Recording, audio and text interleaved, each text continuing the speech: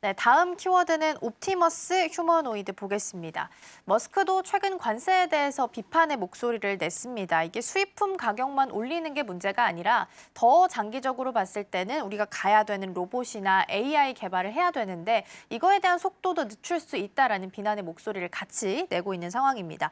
특히나 이제 옵티머스를 개발하고 있는 상황이기 때문에 이 개발 속도에 있어서도 차질이 빚어질 수 있다라고 이야기하고 있는데요. 이때 이 머스크의 발언이 시사하는 바는 어떤 것들이 좀 있을까요? 사실 이제 옵티머스라는 걸 먼저 개념을 좀 알아야 될 것 같아요. 옵티머스는 테슬라가 개발 중인 휴머노이드 로봇입니다. 그러니까 2021년에 이제 AI 컨퍼런스에서 이제 이 부분을 얘기를 했었습니다. 이 부분에 대해서 이제 테슬라가 테슬라 AI 데이 때 개발 목적으로 반복적이면서 위험한 인간이 하기 싫은 일을 대신할 수행할 로봇 개발에 대해서 테슬라는 단순한 자동차 회사가 아니라 인간과 로봇을 미래를 만드는 AI 회사다라고 이제 선언을 하면서 이 부분에 대해서 옵티머스 프로젝트라고 이제 선언을 하면서 우리는 이제 회사를 바꾸겠다. 우리는 전기차 회사가 아니다. 우린 테슬라는 AI 회사다라고 이제 거의 선언을 했었는데 옵티머스는 이제 그러면서 이제 테슬라가 개발 중인 휴머노이드 로봇입니다. 핵심 포인트는 이런 겁니다.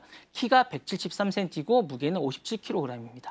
사람처럼 걷고 물건을 들고 단순 노동을 수행합니다. 그리고 2025년 올해부터 이제 2026년 상용화를 목표로 개발 중인데 이게 좀 문제가 생겼습니다. 이제 단순 반복 노동을 대체하고 로봇을 경제로 인프라를 구축하는데 머스크는 이 옵티머스를 통해서 이제 자동차 이후에 새로운 이제 산업 개발을 하겠다라고 야심차게 하고 있는데 이게 이제 문제가 뭐냐면 이게 히토르 기반의 부품이에요. 그러다 보니까 이제 필수적인데 이게 말씀하셨다시피 이제 이게 중국에서 개발되지 않습니까? 그러다 보니까 초경량 히토르의 사용 영역이 여러 가지가 있는데 초경량 모터를 하고 있고 네오디움 자석이 필요합니다. 그리고 고성능 배터리가 필요합니다. 그리고 이제 초정밀 센서가 필요한데 테슬라는 요 자체 공급망을 이제 만들기 위해서 히토르를 직접 이제 채굴 및 가공을 추진하고 있습니다. 미국과 이제 호주, 캐나다 광산에서 투자도 본격화했는데 상당부 92% 정도가 이제 중국에서 나옵니다.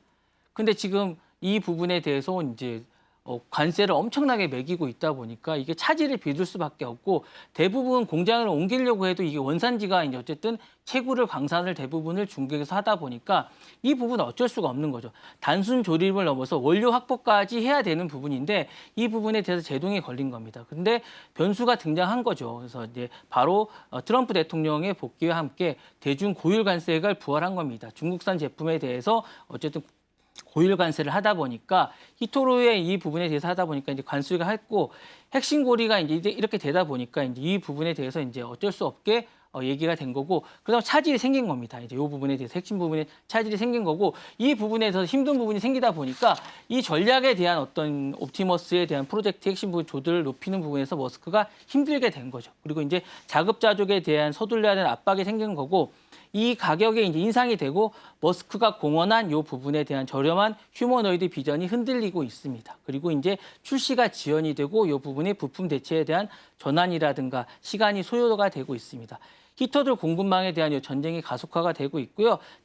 테슬라에 대한 이 부분의 리스크가 증가가 되고 있고 이제 요약하자면 옵티머스는 단순한 프로젝트가 아닙니다. 이제 히토르와 이제 자원이 확보가 되고 이제 이 부분의 패권이 이제 정치가 거센 물결을 일고 있는데 이 부분이 이제 이러다 보니까 이제 이 낙관론이 점점 더 흔들리게 되고 자신에 대한 어떤 이런 현실이 점점 더 멀어지고 있는 게 아닌가라는 생각이 들고 이런 가운데 중국은 점점 더 이제 로봇에 대한 발전이 더 앞서가게 되고 사실상 1위에 올라가게 되는 이런 상황이다 보니까 이런 부분이 이야기가 나오게 되는 게 아닌가라는 생각이 듭니다.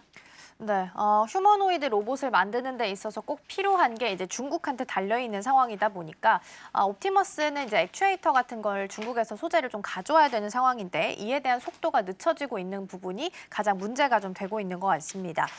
그리고 또 중국은 굴기하면서 자립하는 속도가 굉장히 빨라지고 있습니다. 딥시크도 그 대표적인 예가 될 수 있을 것 같고요.